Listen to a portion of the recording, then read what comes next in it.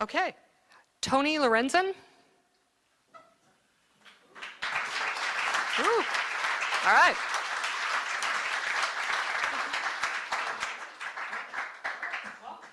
Thanks. In the fall of 1998, I began teaching at Cathedral High School in the South End of Boston. I didn't know what the heck I was doing. I had a very kind theology department chairperson, and I taught theology, whose classroom abetted mine through a back door.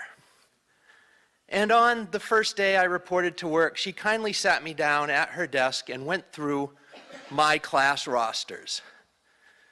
Clicked through 1, 2, 3 of them, and then she dropped her head and she said, "Oh, you've got MARTA."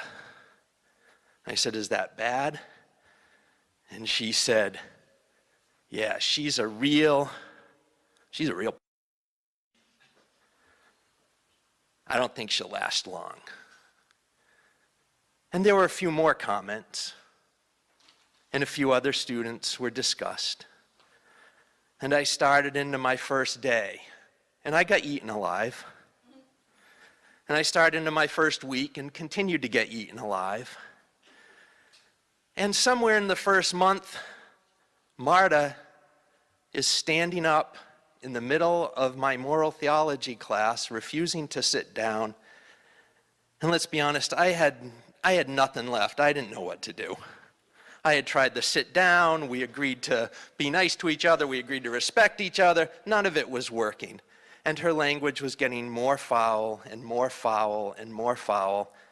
And finally, as I'm trying to get her to please cooperate so we don't have to get her taken out of the room, she reaches down to her desk and picks up her book, which is a moral theology textbook that the school had been using for decades, by the looks of it, but I was dutifully using it. And she picks it up and she throws it with force at my head and says, "This book's racist and I'm out of here."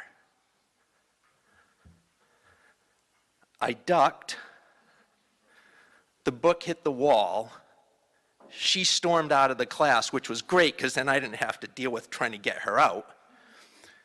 The theology department chair comes storming through the door between our classrooms, follows her, and I assume deals with her. And I went back to class and nerve shaken, kind of got through the rest of the day, hoping to God none of the students realized how shaken up I was. Cathedral High School was, and probably still is for all I know, an interesting place. When I was there, it had about 200 students. 90% of them students of color. 90% of them the first or second generation of their family in the United States. Nobody paid tuition. We had a wonderful nun who raised all the money to cover everybody. And I went home that night from Cathedral High School thinking about my students, very shook up, and wondering what I was going to do the next day. And at some point, sometime after dinner, I picked up that book and I opened it up and I started leafing through it. And it was an old book full of these little moral dilemmas and scenarios.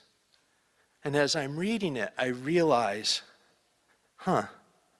all the protagonists, all the people facing the dilemma, they're from Central America, or they're African American, or they're a woman, of course, faced with an abortion decision. And it occurred to me, she's right.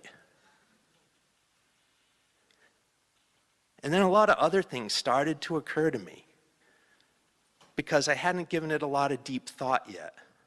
It's like, I can't use this book anymore. What am I going to do? I'm going to have to kind of create the lessons and do this all on my own. It was that moment I woke up to teachers. I get it now. Teaching's really hard if you do it well. It's really hard.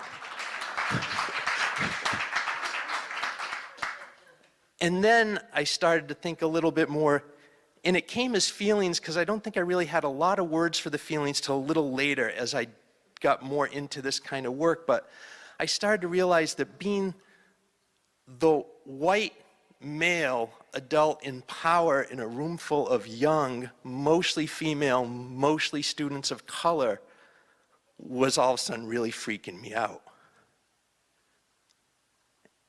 And I wasn't sure what to do with that. And all of a sudden, you know, listening to Eugene Rivers in class at Harvard Divinity School and listening to Cornell West at class at Harvard Divinity School wasn't the same thing as what I had to do now.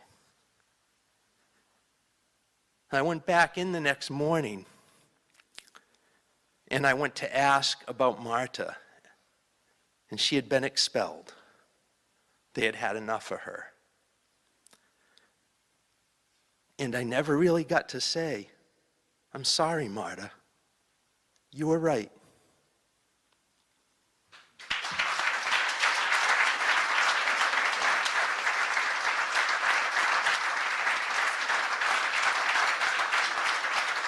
Thank you.